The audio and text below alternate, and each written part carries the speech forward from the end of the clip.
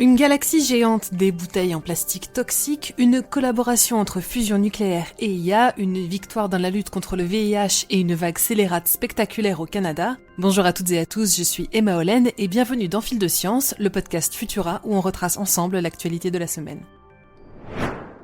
Alcyone, c'est le nom qui a été donné à l'un des plus grands géants, fils d'Ouranos et de Gaïa dans la mythologie grecque, et c'est également le nom qui a été choisi par les scientifiques pour désigner la plus grande galaxie jamais observée à ce jour.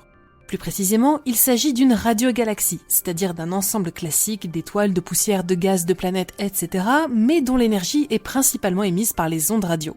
Situé à 3 milliards d'années-lumière de nous, ce monstre cosmique s'étend sur un diamètre de pas moins de 16,3 millions d'années-lumière, contre 105 700 petites années-lumière pour notre propre galaxie. Beaucoup de mystères entourent encore les radiogalaxies géantes. Le trou noir supermassif en leur centre attire la matière à un taux d'accrétion supérieur au seuil critique, entraînant la formation de jets à chacun des pôles de celui-ci. Ces derniers projettent la matière à une vitesse prodigieuse sous la forme de plasma ionisé et peuvent parcourir d'immenses distances avant de s'éparpiller sous la forme de lobes émetteurs d'ondes radio. La Voie lactée elle-même possède ses propres lobes radio, mais les astronomes tentent encore de comprendre pourquoi dans certaines galaxies ceux-ci peuvent atteindre des millions d'années-lumière. En analysant les données collectées par le Low Frequency Array et en supprimant les sources radio trop compactes pour faciliter la recherche de lobes radio diffus, une équipe internationale a pu poser les yeux sur Alcyone dans un niveau de détail inégalé. Leur étude révèle que cette radiogalaxie géante est somme toute étonnamment typique, mais certaines de ses caractéristiques, comme la masse du trou noir supermassif en son centre ou sa masse stellaire, leur permettront de cerner plus précisément les conditions de formation de ce type d'objet. En attendant, peut-être parce qu'elle est située dans une région où la densité de matière est faible, ou parce qu'elle interagit avec la toile cosmique, Alcyone est en pleine expansion et devrait continuer de donner du grain à moudre aux astronomes en quête de réponses aux grands mystères de l'univers. Les bouteilles en plastique réutilisables sont une première bonne étape pour prendre soin de l'environnement, mais sont-elles également une bonne initiative pour notre santé ? Récemment, des chercheurs de l'université de Copenhague ont étudié la composition de l'eau conservée dans ce type de bouteille durant 24 heures et ont relevé plusieurs substances potentiellement nocives pour la santé. Produits destinés à rendre le plastique plus souple, agents de démoulage et même substances bien connues présentes dans les sprays anti-moustiques, au total, les chimistes ont dénombré, à l'aide d'un chromatographe et d'un spectromètre, plus de 400 produits issus du plastique en lui-même et jusqu'à 3500 substances dérivées des produits utilisés dans les lave-vaisselle. Ces derniers participent en effet à user le plastique qui capte et relâche alors plus facilement certaines molécules dans l'eau qu'il contient. En attendant d'en apprendre plus sur l'action que ces substances pourraient avoir sur le corps, la bouteille en verre reste la meilleure option.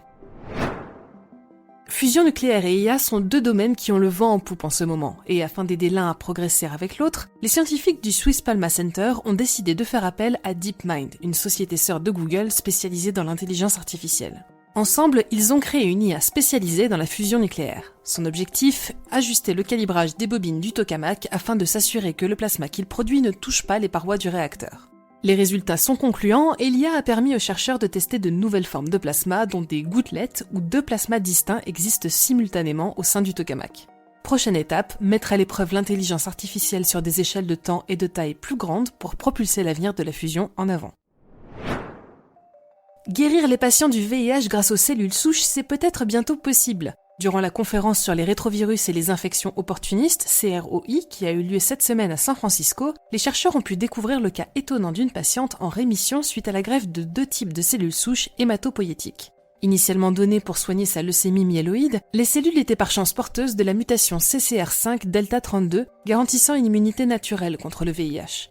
14 mois après l'arrêt de son traitement antirétroviral, la patiente désormais dite de New York ne présente aucun signe de rejet de la greffe ni de rechute. Si son état de santé reste constant, elle sera la première personne guérie du VIH grâce à une transplantation de cellules souches adultes et ombilicales, ouvrant la voie à de nouvelles solutions thérapeutiques inattendues.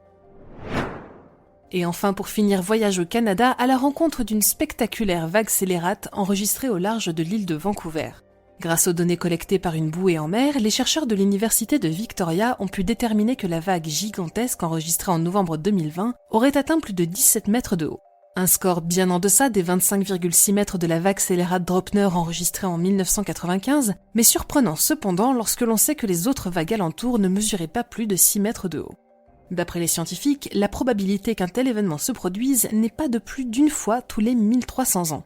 Son étude sera cruciale pour estimer les dangers que de tels phénomènes représenteront à l'avenir pour les activités marines et les structures terrestres locales. Les images de recherche de cette impressionnante vague et nos autres actualités sont à retrouver sur Futura, bien entendu.